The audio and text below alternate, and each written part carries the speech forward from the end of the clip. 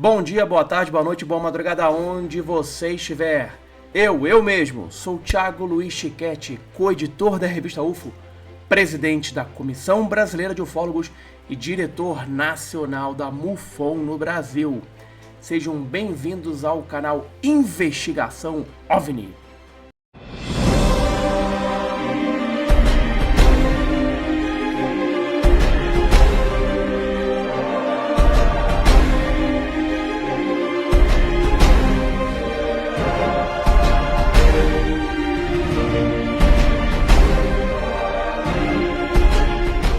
Olá pessoal, hoje temos uma entrevista inédita, exclusiva, que você só encontra aqui neste canal. Só nesse canal você vai ter entrevistas com os maiores ufólogos do planeta.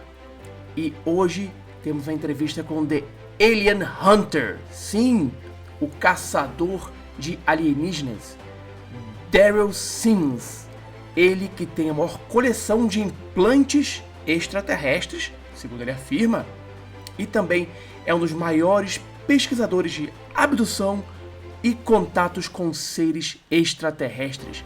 Nessa entrevista, ele vai falar de casos espetaculares pra gente. Vai falar sobre essa coleção e sobre as características muito peculiares destes implantes alienígenas. Será mesmo que estamos sendo implantados chips em nós, nos abduzidos? Para quê? Por quê? Qual a razão? Derrel vai tentar nos explicar, e ele tem certeza que consegue, sobre isso. Então vem comigo e se prepare para essa entrevista, olha, espetacular e reveladora. Mas calma aí, antes dessa entrevista inédita exclusiva no canal Investigação OVNI, feito pra você, não quer perder nada? Quer ser sempre avisado quando tem um vídeo novo, uma estreia no canal? São 4 passos a serem feitos. Primeiro, se inscreva no canal. Segundo, marque o sininho, o lembrete ali. O terceiro, curta. Todos os vídeos do canal são centenas de vídeos, alguns inéditos que só encontra aqui no canal. E por fim, comente também todos os vídeos do canal. Dessa forma, você será sempre lembrado pelo senhor YouTube quando tiver um vídeo novo, uma estreia, e não vai perder nada. Então, vem comigo para essa entrevista que, ó, vocês vão ficar com mais dúvidas do que certezas sobre a presença alienígena e os implantes alienígenas depois dessa conversa que eu tive com Derrel Sims, The Alien Hunter. Boa entrevista.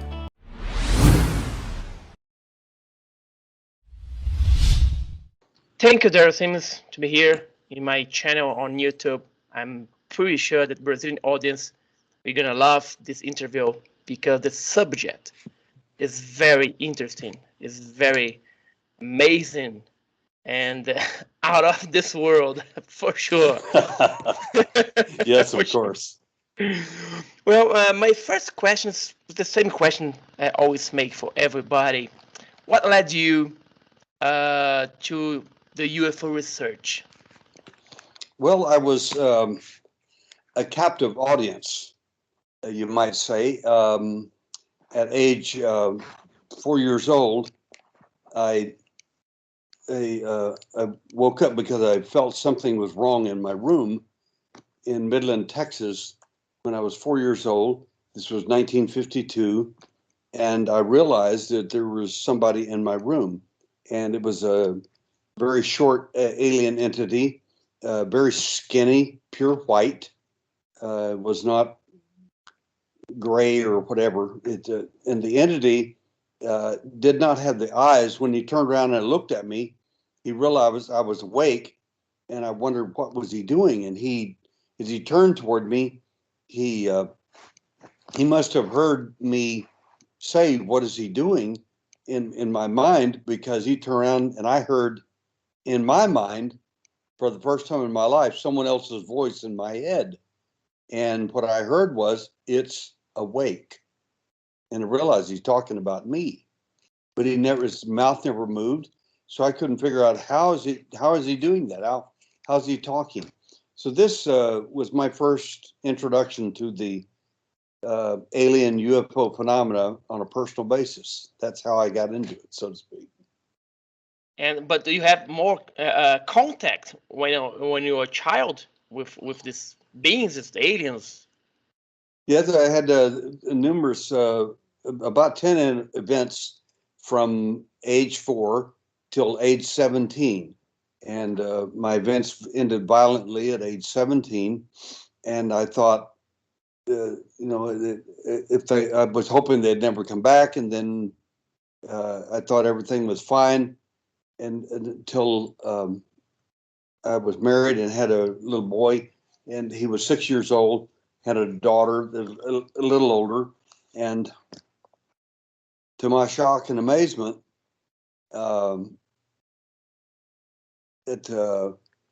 when he was 6 years old, I woke up in the middle of the night with the same exact feeling that I had during my events.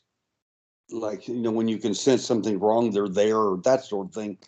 And as a result, I got up and I ran through the house very quickly, and I didn't turn any lights on or anything. I knew my son was not in his room. I knew that. I didn't even look. And sure enough, they had just brought him back. He was standing in a deep trance in the kitchen area. And then he told me a little bit about what was going on. But my wife at that point came in, and she looked at him, looked at me, and said, "What's going on?" Because I'd never told her about my events ever. So this was a big shock for everybody at that point. I thought it was all over, but they had come for my son. So that was what turned me from literally from a concerned father to the alien hunter. So I hunt them that hunted me, and later hunted my son, and now hunts other people. So I look for physical evidence of human alien contact, and I've found and collected probably more evidence than any human being on the planet so far. So it's like a revenge because we're angry because what happened to you and to your children, or is as a kind of research, or both revenge and research? Well, actually, it wasn't revenge. It was I wanted to know why they wouldn't leave us alone. Why now it's him. And I later found out my brother was an abductee, and I found out that I think my father was as well. And this was all just crazy. It didn't make any sense. So I want to hold them to account. I want to know what they're doing, who they are, what's really going on, not the Hollywood version, or some whining person, woe is me, or some other the contactee type version. Yay, they're here to save the planet and fix the ozone hole and help us. And my answer to people that ask that they're here to save us and all these things, that's, well, they've been here for thousands of years. When are they going to get started? Nothing's happened. When are they going to do it? And so I don't believe that narrative at all. That's great. Well, you have more than 38 years of field research focused on physical evidence. You are the foremost expert in alien implant research. And how was the first time you discovered an implant? Okay, that was a good question. The alien implant experience started in, again, I was there. The first alien implant, when I first found out about it, was my own abduction in 1960 in Alamogordo, New Mexico. That's located near Holloman Air Force Base and White Sands Proving Ground. Probably, if you think Area 51 is super secret, super hot, you haven't been to White Sands. In other words, if you go to Area 51, you can take a camera out there and film all you want to behind the fence. You can take all the pictures you want to. Nobody cares. There's a big sign on both sides of the highway coming and going from White Sands Proving Grounds. And the sign is very large, and it says, "Do not pull out your camera. Do not take pictures. And if you do, and the policeman or the military or anybody finds you doing that, they'll arrest you and take you into a federal magistrate, and you can try to convince this federal judge that you're not a spy. It's a very serious offense. So that's the setting where this all occurred. 1960, I was age 12 years old. And again, I was in bed asleep, sound asleep, perfectly happy, nothing going on, I didn't think. And I heard my mother's voice. Now that doesn't make any sense because I live in the back of the house. My parents live in the other end of the house, and I could hear her like she was talking right next to me. So the alien was mimicking my mother's voice. They do that to make you feel comfortable with what's fixing to happen.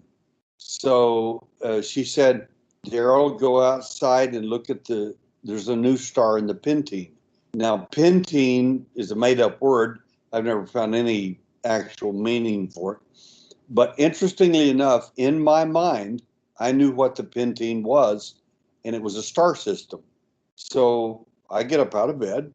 I can't figure out where's mom at and why is she talking to me so clear? But I obediently go out as a 12-year-old boy, open the back door and stand out there, and I look and see it's a beautiful clear night. It's very cold, and I see a very large light in the sky, and it's more closer to the horizon, not where the stars are up much higher.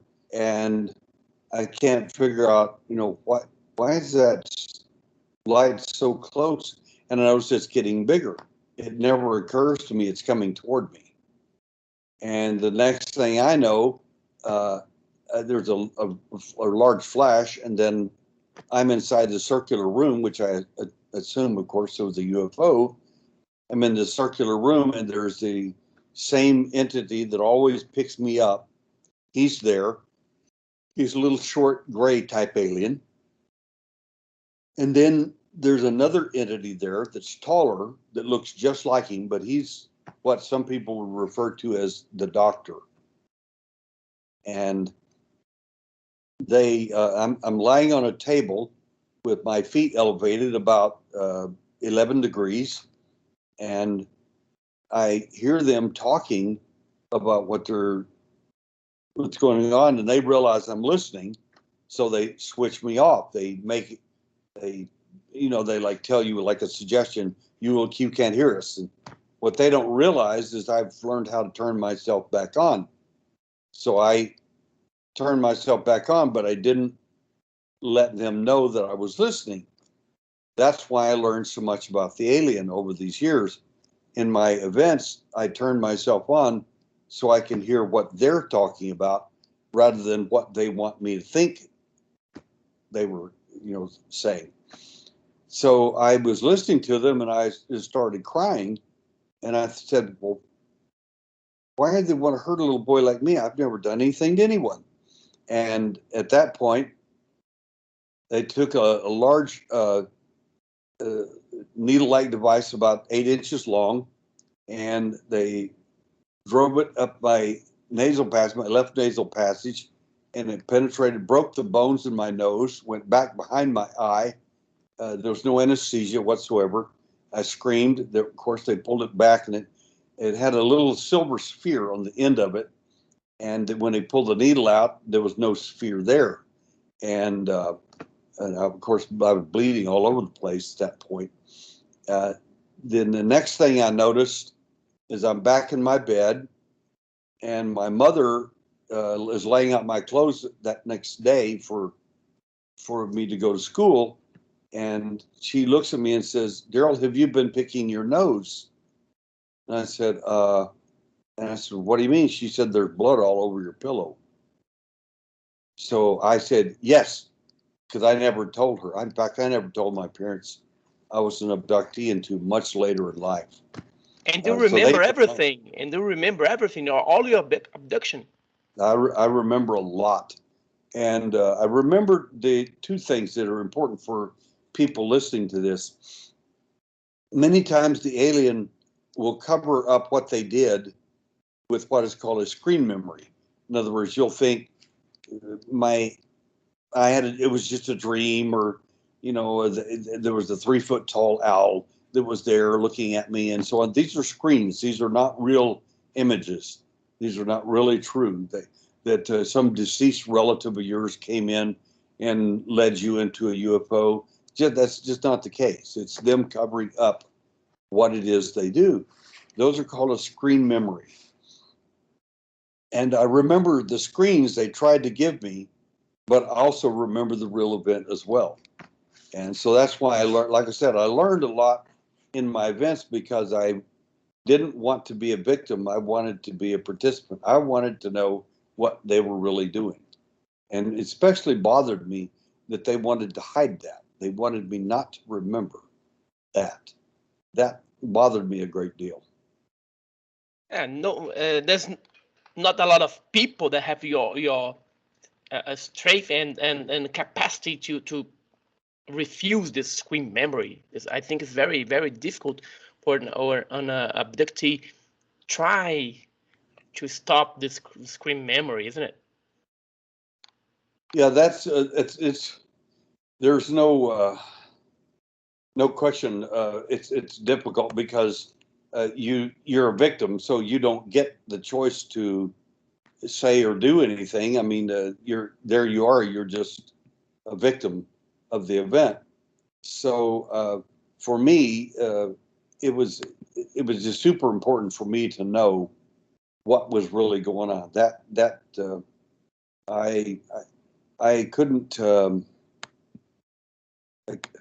I literally couldn't stand the implants. The implants. I had to know about them. I had to know what they were actually doing, why they were implanting me. I didn't know what the process was from a medical point of view because I was just a child. The wonderful thing that I learned out of it was that I figured out a lot about what the implants were not. In other words, everybody's always saying, "What are the implants?" And what's really weird because they'll say, "What are the implants?" and then they'll tell you what they think they are. That's, well, how do you know so much? If you've never had the experience, how do you know what it is? Well, it must be. I said, you're not making sense. It said, for instance, the term implant, well, even like a UFO, they'll say the same thing, well, concerning the UFO, this stuff, they're from other planets. They're from Zeta Reticuli. They're from, I always ask the same question. I'm not arguing with you. How do you know that? Well, they're a million light years ahead of us. How do you know that? And these are great questions. So when you literally put people in a box like that, what's really important is you can easily show them how wrong their thinking is. And I said, for instance, many of the aliens only have 3 fingers. How do you build a spacecraft with 3 fingers? No opposing thumb. How do you do that? And they're like, I said, you're falling into my trap. You don't realize that you're not being coherent. So I said, my point to you is that if he didn't build his ship, someone else did. Someone else is in the picture that you don't know about. You're not sure of. You're not really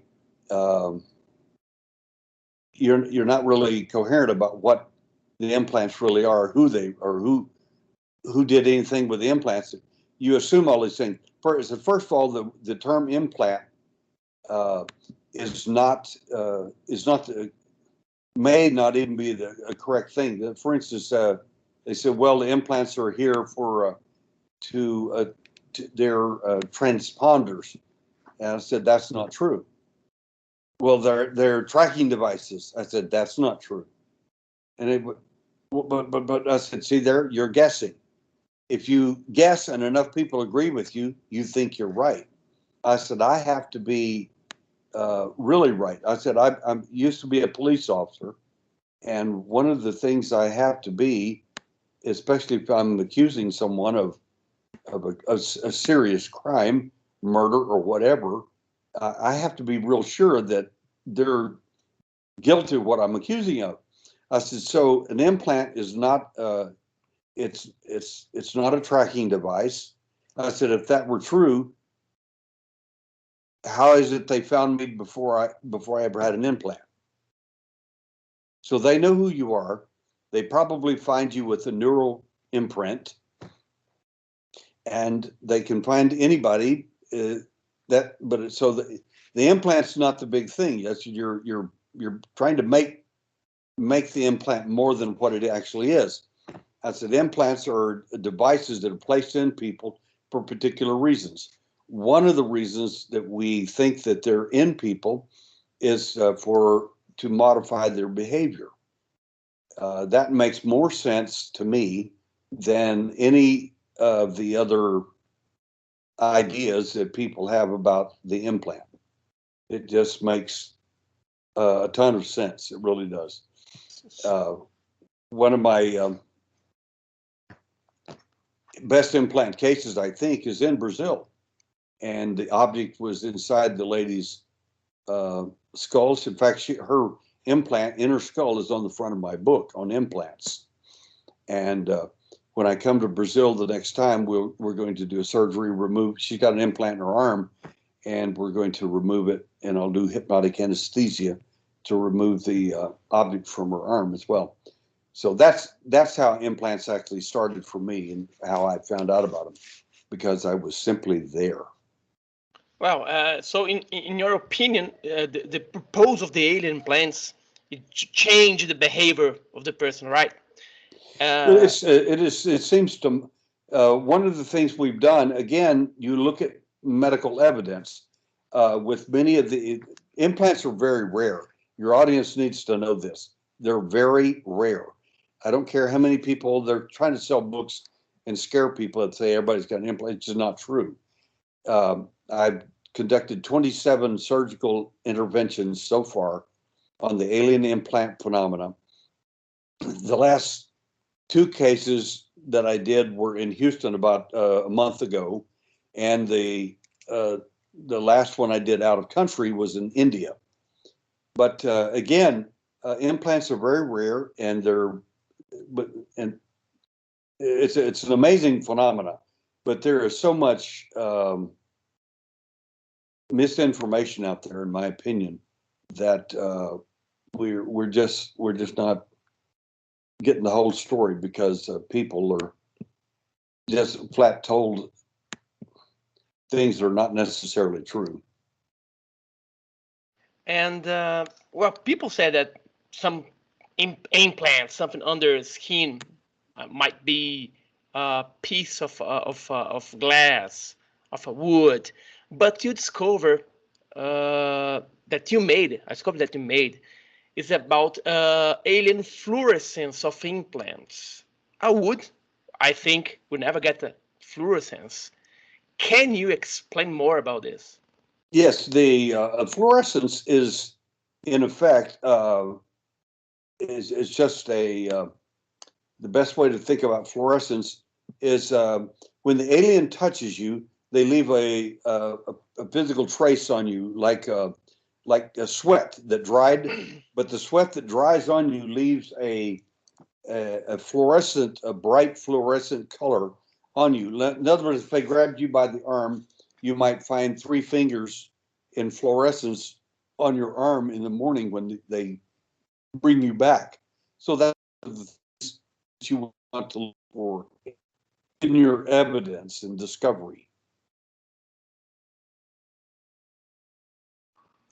Well, many many critics claim that there's no evidence to prove that implants are alien origin. How do you respond to them? Well, my first answer to them is that you are either misinformed, uninformed, or simply ignorant, which means you don't know. If you haven't seen my evidence, then you don't know. You're guessing, or you're a psychic. You're guessing because you don't know, or you're a psychic because you think you know, and therefore you've never seen the evidence, but you already know the automatic answers to it. That tells me, again, that the individual doesn't have a clue about what they're talking about. The evidence that we have removed from the 27 surgical interventions, the materials have been looked at by Los Alamos, New Mexico Tech, Stanford University, University of York University in Toronto, and other universities in forensic laboratories in Scotland, and so on and so on. So we've had the objects looked at around the world, as well as Houston, Texas. The point is that the materials that we're finding, not all of them, but a number of them show to be extraterrestrial in origin. If the objects are extraterrestrial in origin, how did they get inside a specific one person who turns out to be an abductee, who claims to have an alien experience, and then all of a sudden this object is wrapped in a biological cocoon, which is just as interesting as the implant was. The biological cocoon that this object is wrapped in is your own skin. Well, the problem is the skin of your outside of your body, like where you might see a scoop mark, where people talk about, that scoop ends up inside you, wrapped inside of an object that's extraterrestrial in origin. That's just, it's an impossibility.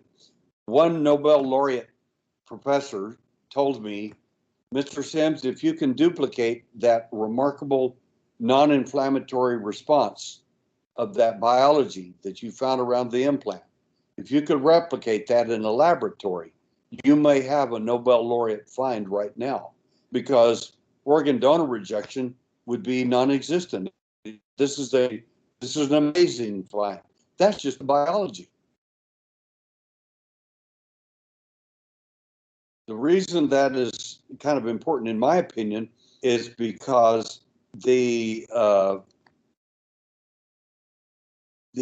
cocoon was the person's own skin, and one of our doctors looked at it and he said, "This is impossible. Skin outside the body." He said the material is called keratin, and he said that's hair, your fingernails, or your surface skin, none of which occur deep inside the body. It doesn't happen. And of course it did. We've got it on film and everything else. And he said, but that's impossible. And again, this professor, this Nobel laureate, said if you could replicate that process, this would be an incredible find. So we think we're sitting on top of some pretty good evidence. So for a person to sit there and say, I don't believe all that stuff, you're misinformed, uninformed, or you're a bad psychic, and I wouldn't quit my day job because you're going to starve to death as a psychic.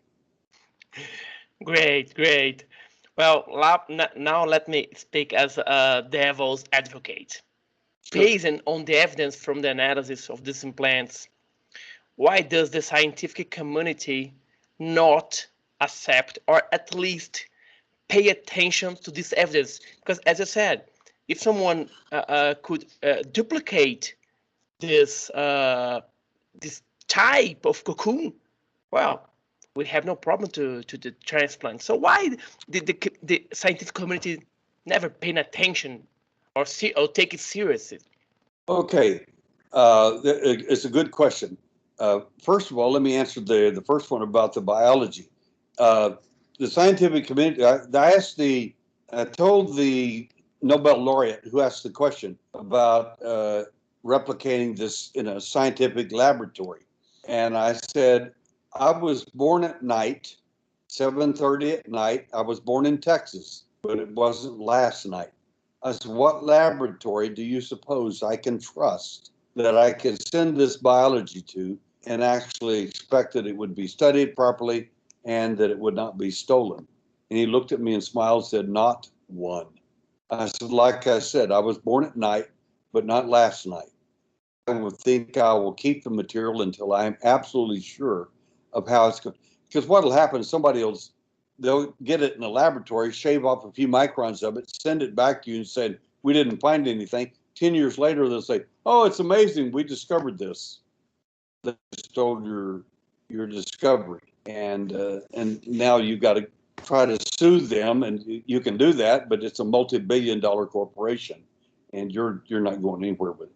That's number one. Number two is we have had scientific interest in our objects, and I can't tell you where that's going yet because it's going to be on TV and so on. But the scientific community at large, the reason they're not interested is because they're just now hearing about this stuff on TV, about these UAPs, these flying saucer type things coming above these ships and so on. The people come to me with this all the time.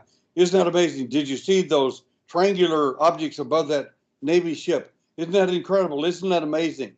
And I said, see, they're still at the point of seeing it, just an object that no one can explain. They're not ready for who's driving the bus, who's flying that object. So my answer to people is, well, you're looking at a grainy film. It's a 2-year-old film. It's very grainy on purpose. You think the top Navy ship that it's got high-tech equipment can't produce anything better than a grainy film? I said, even our technology is better than that. At my research, I said, how would you like to see those objects in color, clear? How would you like me to be able to tell you the temperature of them? How would you like me to tell you a lot of things about them you're not going to read about on TV? So I said that we're way ahead of the military in that respect because the military is hiding a lot of that information. The little that you're getting on the news is very small, and we can do better than that ourselves if we produce our own TV program. That's true. That's true. In your research with abductees, did you find any pattern for those people to be abducted? There's any chain, something that connect people and why they're chosen? We did find a lot of things. Some of them were psychological, some of them were physiological, and we found. We started our study back in the 1980s. We started keeping statistics on abductees and contactees. And what we found is 45% of them are Native American, Indian, Irish, Celtic, or Scottish. Now, that's a very thin slice of humanity. And for 45% of the people being taken to be only those particular groups is pretty amazing. The second thing we found is that a large percentage of these people, an unusually large percentage, had a rare drug allergy to procaines, like xylocaine, novocaine, lidocaine, things your doctor would give you to alleviate pain. And we think maybe the possibility is they were giving people this in larger doses at one time, and as a result, they became allergic to it.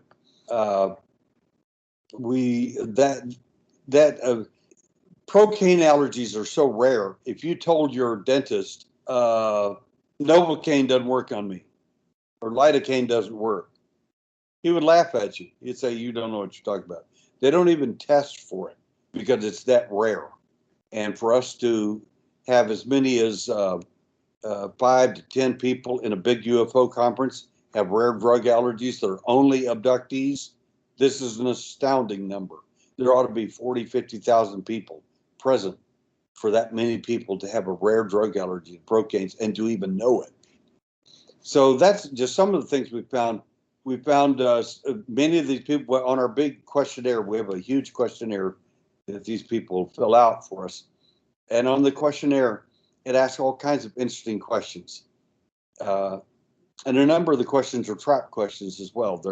They're designed to not be true, to catch you lying if you're making things up. It's designed to do that.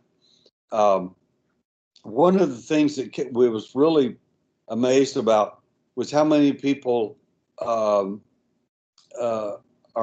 wide awake when they get abducted, and they're driving down the road or that sort of thing. They're wide awake, not asleep, but wide awake. So it's not sleep paralysis. And we found in South America, like it was like 60 some percent, the people were wide awake when they got abducted. They saw what was going on. What's interesting, in South America, the number is even higher. It's very high. So we were really amazed by that. And so the argument they were all experiencing sleep paralysis and it was just a bad dream, it just isn't true. You don't wake up from bad dreams with pieces of your skin missing or cauterized places on your body as a result of a bad dream. It just isn't true. Is there a difference between the abductees and procedure to abduction in Europe, in United States, in South America, Brazil, in Asia? Is there a difference, or is more similarities than difference? There is more similarities than differences, but there's when I decided to go to India to do this implant case, I studied the case for quite a while and looked at the person's records and information, and the implantation was the same type entities. It's the same stuff. Now they use the culture. In other words, when the lady began to describe to me in detail, in her conscious memory, she's telling me a lot about a screen memory. She's saying the little monkey people came. Well, now their monkeys are sacred in India. So again, the alien will use something that is common to you or non-harmful or important to you. And a monkey god is called Hunanan. This is the kind of being they use. Now, that's an amazing story because that is her conscious memory. That's what happened. When you start working with her, it's crystal clear that it's the same entities that were always involved. The Nordic, the gray, the little gray, the reptile, all these entities are still present. They're still there. But they use the monkey god Hunanan as an illustration. And she's got multiple abductees in her family, down even to children, that all report the same weird story. The monkey people come to get me. The monkey people came. So they're using the same images because, again, you feel comfortable that this must be for some good reason then. Great. A theory raised years ago and explained in the book Military Abduction by Helmut Lermer says that military government would be responsible or co-authors of abduction and implant device in abductees. Do you have you sometime heard about this theory and what do you think about it? I have heard of the theory, and I know Helmut Lermer myself, and he wanted me to collaborate with him on his book at one time, and I finally opted out of the project because, to me, you have to follow the evidence. You can't start. Okay, it's not scientific to say, okay, I believe the following. I believe MALAB cases, military abduction cases, are what it's all about. Therefore, I will only look for evidence of MALAB cases because that's what it is. You're ignoring all the other evidence. And any evidence that you start seeing that doesn't support your point of view, you're ignoring. Well, when to me, he was doing that. And I said, but there are MILAB cases, military abduction cases. These do exist, but you can't say that all of them are this because they're patently not. I said, my case was not a MILAB case, not 1952. I said, there are technology and things that went on there in my cases that no one could account for. And I said, I assure you it wasn't the government that did it, so to speak. We're still trying to figure out what happened at Roswell in 1952, much less planning all these abductions. I said, to me, it was like he was trying to sell a book, trying to sell a new theory. So I'll be famous if I write a new theory. The idea of military abductions is a good point, but that's certainly not all of the experience. It just isn't close. The idea that all abductions are alien and there's nothing else going on, that just isn't true. There are other events, things that even in the abduction phenomena, there's three classifications of people. Abductees who think they get taken, and it literally is kidnapping. It still is. I used to be a police officer when I investigate kidnapping, so I know what kidnapping is. Then the second group of people are contactees. These are people who basically get brainwashed. They buy into the narrative from the alien that we're here to help you save the planet, fix the ozone hole, and so on. When are they going to get started? So you got these contactees who are good people, abductees who are good people, but you got two different stories totally. Literally, the famous Charlie Hickson, Calvin Parker case, Pascagoula, Mississippi, long time ago. One of them came off the ship holding himself cut, realizing that his abductions were quite harmful and serious. They're not here to help us. And the other one came off total contactee on the same craft, two different viewpoints and from two different people. And I was sitting there amazed, listening to one guy thinking, wow, they're here to save us and help us and do all this stuff. And the other one comes off cut and injured, and he realizes they're doing horrible things to us. It was amazing to me to see this distinct, diametrically opposed points of view on the same craft, same time, from two different points of view. One of them had been obviously tampered with mentally and given this, he basically accepted their view that we're here to save you, help the planet, we're going to do this. The other one was conscious during his event like I was, and he saw what was going on, and he didn't like it. So, and I've questioned both these people at great length, and to me, it's obvious that the other one was that Charlie Hickson experienced what I call the alien Stockholm syndrome. In other words, you become a friend to your captor to the point that whatever they tell you, you believe and you like them, and you're probably doing the best for you. And let me say the last thing here about that. When I was a police officer and I would investigate real kidnapping cases, when I would bring the child back to the person, and they're all excited. They want obviously the kidnapper put in prison, which he was, and so on and so on. But I never met a person, a mother or dad, whom I brought the child back from a kidnapping, look at me and say the same thing that contactees say about aliens.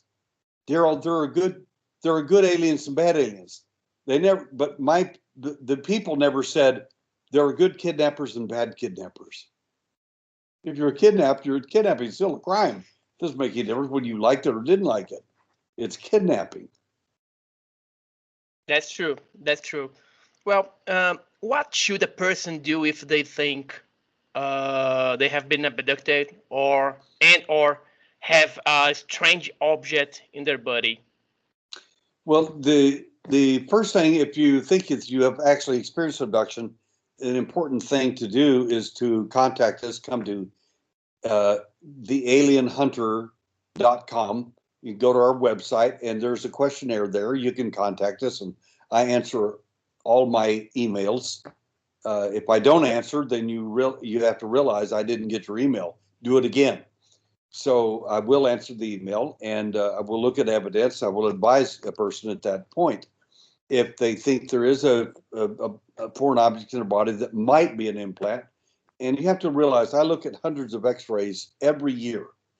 Most of these are not implants. They're not. They are just not.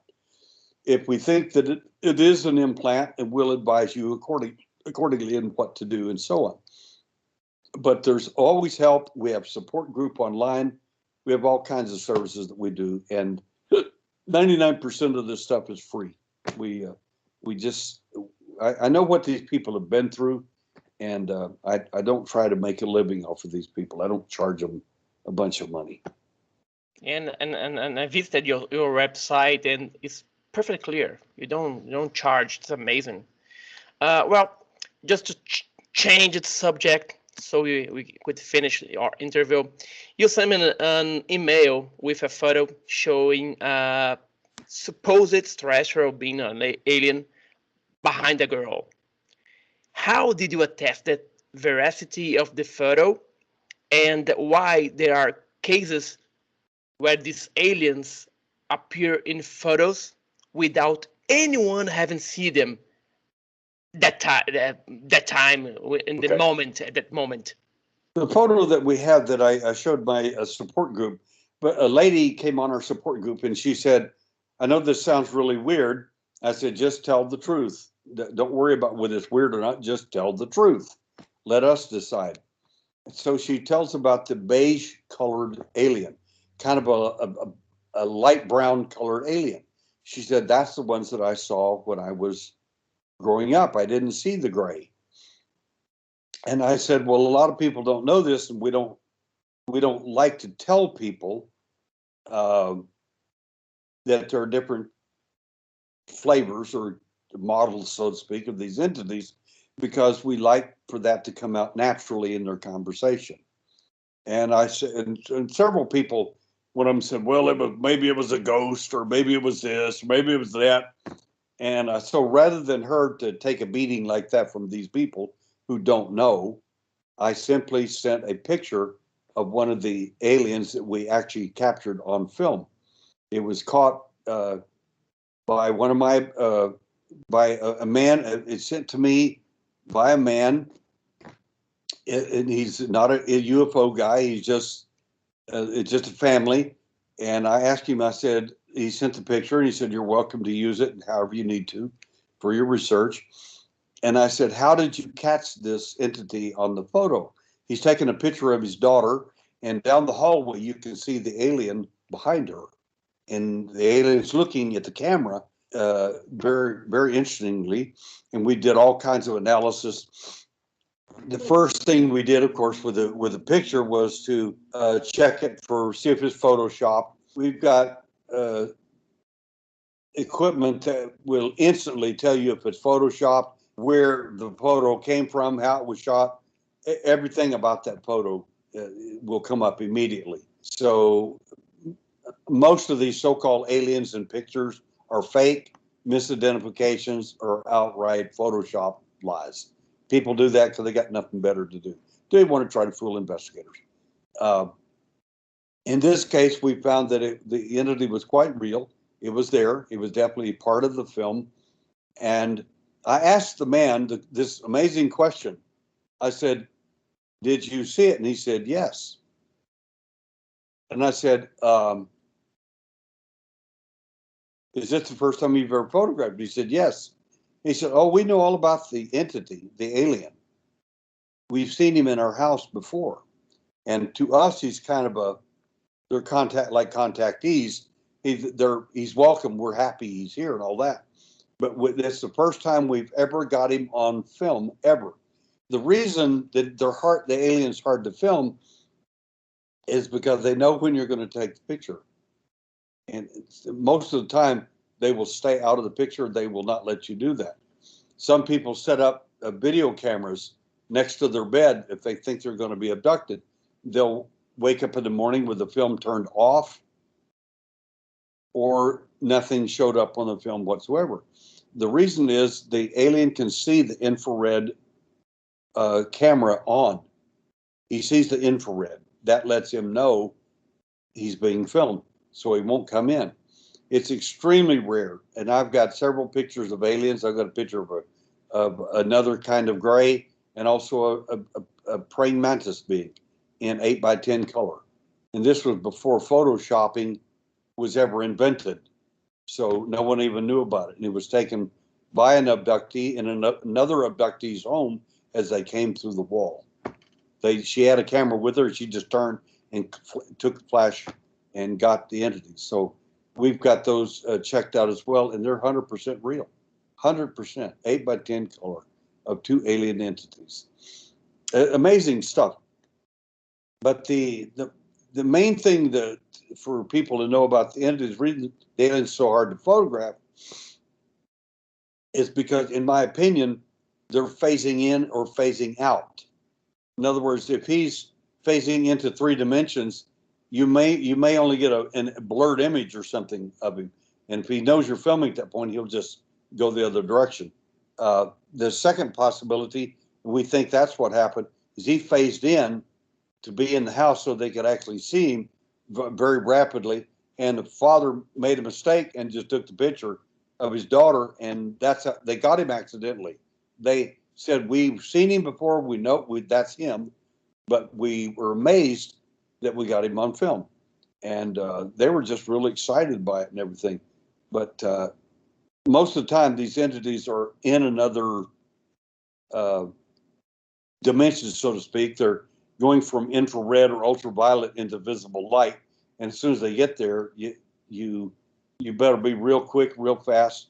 And it's just it's miraculous that they got him on film. And have lucky. A lot of lucky. Yes. Yes. Well, Derrel, I would like to thank you very much for your time, for explanations. We hope to have your book translated to Portuguese, because I would love to do that. Yeah, let's hope in the future to have this thing. So thank you very much, and I will leave all the links for your website and books. Thank you so much. You're such a good person, and I've enjoyed the interview with you. I like working with professional people like yourself. You're a good man, and I just think you're doing a very good work. Thank you. I'm a really big fan of your work. Since I was a teenager, I'm not so old, and neither you are. So, well, I'm older than dirt. So thank you very much, Derrel, and wish you luck. And perhaps we met here in Brazil as soon as possible. I certainly hope so. We get our TV show. One of the places we're going to come on our first trip will be to Brazil, because we've got cases there already. You're welcome to contact me. I will be very glad to be with you. With the one last thing is the fun thing about the Varginha case. I came to Brasilia, the capital, and met some investigators there, and we drew out on the table in the churrascaria. I showed them how in criminal cases or murder cases, we develop a timeline. And so we drew the whole Varginha incident out and all the events and how we put it together. And I showed them how, in my opinion, why the entities were found in the city in different locations and why. And all of it made sense. They're very excited. Anyway, it was a lot of fun. We had a lot of fun with the investigators. So we got some information about that case that we don't think anybody knows about. Like some of the people would describe to me the clothing of the military, the American military people there, and I just describe it to me in detail. And they said, "Well, it was green." I said, "No, the exact weave." And they described the weave and said, "Well, it was a little bit different than the regular army." He said, "That wasn't the army. That was Central Intelligence Agency." "How do you know?" I said, "Those were the exact clothes we wore in the field. It's not army greens. Those are different." I said, "There's a lot of things about the case people will never know because they were never involved in the intelligence community." So we have to appointment another interview so you talk about it. And you Sure. were here in 1997 in the World Forum. I was there in Yes. Brasilia. Now I live in Oh. Brasilia. So when you come to Brasilia, please just call absolutely. me. Give me a Absolutely. call. Absolutely. Thank you very much, Derrel, for your attention. Thank you so much. And I think I'm sure that the Brazilian audience is going to love it. Thank you very much. Thank you so much. Bye-bye.